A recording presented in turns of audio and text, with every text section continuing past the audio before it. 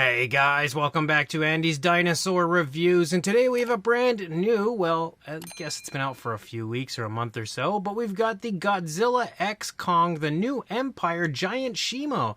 Now, when the line first dropped, this was the only one that you would expect to have a giant figure that didn't get one. We did already have Godzilla, we had the Scar King, we had Kong, but we didn't get Shimo. So we now have Shimo out. It's right now a little scarce. You don't see it quite as much as you see the others, of course, but it's starting to trickle out onto shelves and, of course, online retailers. I grabbed mine from Amazon. I have seen it up on Walmart.com as well, so, you know, you should have the opportunity to grab it from a few different areas, but the figure looks pretty cool. The box art as well looks pretty cool. Pretty much like the box art usually does here as far as what we've seen so far. And then here on the back of the box, you could basically see a giant image of our Giant Shimo, and that as well looks pretty cool. So definitely excited to have a larger version of this kaiju here. Let's pop it out of the box and check it out. So here is our Giant Shimo now out of the packaging, and I can say straight away,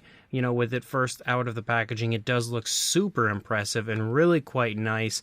I feel like the figure as a whole is pretty nicely sculpted and is probably one of the best Playmates figures that they have out when it comes to this line. I feel like it's far superior than like the Godzilla and even the Kong and Scar King. I feel like the Shimo figure they have out is probably the best overall when it comes to the sculpt as well as the overall appearance, and, you know, definitely has the very nice type of detail that you could, you know, add a little bit of extra paint, like maybe a dark wash or something, and this figure could look pretty decent overall. But unfortunately, when it comes to this one, something I noticed as I was opening it is it has screw holes, and I remember the Godzilla did as well when it came to the giant version. I wish that they hadn't given it screw holes, but, you know, it is what it is. So just to keep in mind that the giant version does in fact have screw holes. But what I'm really wondering is this giant version the same as the smaller version, just again, obviously upsized quite a bit? So here is the smaller, more mainline version, and we'll try to just kind of take a look at the two here together. And I mean, they're definitely in like the same pose, it looks like. Let's see if the rear legs, yeah, the rear legs are positioned the same. The front legs are positioned the same. Looks like the detail is way more crisp, actually, on the smaller version. It's weird, because if you look at the legs, like if you look at the detail on the legs of the smaller version right there, it's super crisp, whereas on the bigger version, the giant version, the legs are more muted. But when you look at the detail on the body of the smaller version, that is actually more muted than what we see on the larger version of Shimo. So either way, you get an area that's kind of muted and then an area that looks better than the other on both. The thing that I'm wondering is the tail the same. The tail kind of looks like, yeah, I mean, I would say if it were positioned in the same spot, yeah, that probably looks like it's the same as well. And for the most part, like the, you know, basically like crystal type of a look that we have here moving along the back, those like crystal spines, they all look like they're pretty much the same. So I think it is a safe bet to say that the Giant Shimo is probably the same figure that we have as far as the smaller version, just at like a much larger size. But we'll jump to a really quick closer look and check it out from there. So as you start up here at the head sculpt, you can see the head sculpt. It does look really quite nice. Like, it definitely resembles Shimo, in my opinion, pretty nicely from the film. And overall, I think they did a pretty good job as far as capturing the likeness. And on top of that, the fine detail does look pretty nice here in the face. Like, it doesn't look all that muted or anything for the most part. I think it looks quite nice. We again have that translucent purple sort of look, or like, actually, I guess it's more like a blue. It's like a bluish purple? I don't know. Looks more blue actually right now than anything, but you do have those translucent spines up there on the back of the head, and again running down the back of the neck. You've got all the same type of detail we had seen on the smaller version, and I would say when it comes to the head and neck area, it's equally as vibrant as what you see on the smaller version.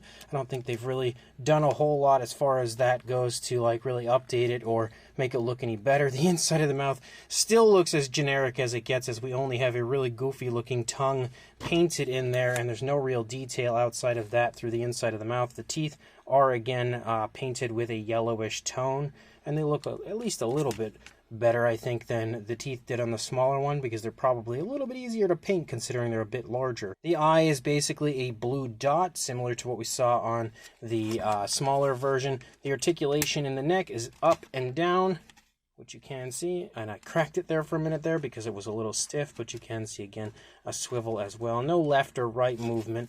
As you move through the body, again, like I said, the detailing in the body itself I think looks a lot nicer than what we see on the smaller version. Like, it just pops better. You can see the cracks and crevices of the scales better, and would definitely look really cool if it had like a light, or not a light, like a grayish wash of some kind. Not a super dark wash, but a wash nonetheless. But you can still see we again have the spines up here. When you move down into the front leg, you have articulation forward and back, really smooth, and out away from the body, also really smooth. Actually, maybe even a little bit loose. It almost feels slightly loose. You do also have swivels in the wrist.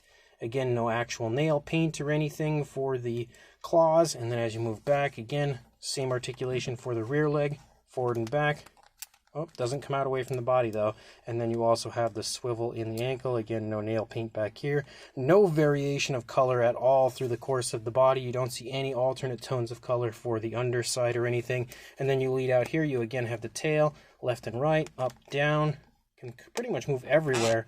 And then of course swivel, though it does make some noises, but the articulation of the tail is pretty much what I would have liked to have seen in the neck. But as you move out through the length of the tail, again, we've got that same curve and everything, the same detail, same paintwork and everything as what we see on the smaller version. The only really big differences, I would say, would be the fact that some of the detail looks a little better on this one in the body, some of the detail in the legs looks a little worse than the other one. It's obviously a much larger size, and we've got screw holes on the giant version, which are unfortunate. You can see 1, 2, 3, 4, 5, 6, 7, it looks like, screw holes on this that I noticed. So yeah, about 7 screw holes on this side of Shimo. But even though it has the screw holes, I still think it's probably the coolest looking version, just because it is so large and so impressive that we've had so far. As far as a size goes, for a length from the tail to the snout, you're looking at about 16.5 inches or 42 centimeters. Wasn't a perfect measurement, but that's roughly what I would say it is.